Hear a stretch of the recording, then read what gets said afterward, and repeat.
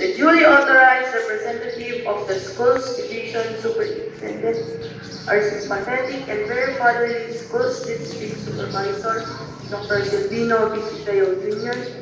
Third, our very loving and energetic school principal, Ms. Maria Estrella A. Barcarce.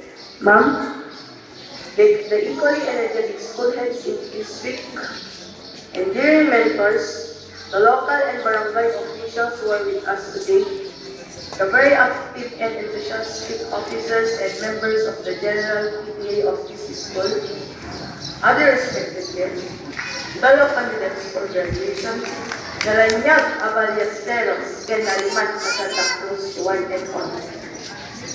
Today is our graduation day, the day that have been waiting for a long time, a day of reaping the fruits of our toil, and a day of great rejoicing and felicity.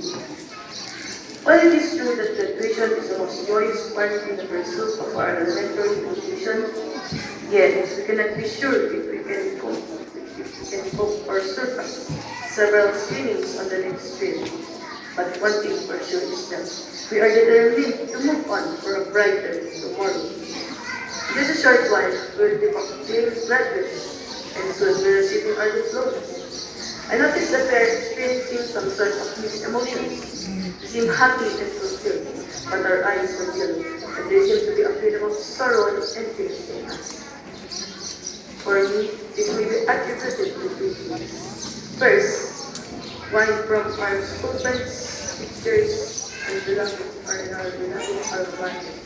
Secondly, the feeling of uncertainty of what the future will be.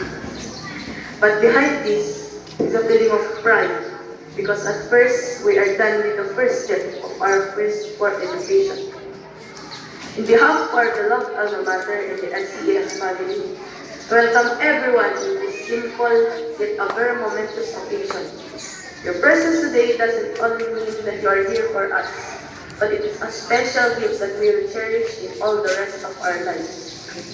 Again, welcome, welcome and welcome. God bless everyone. And once more, Naranyag Aballesteros, Ken Aliman, Santa Cruz, kada kayo amin.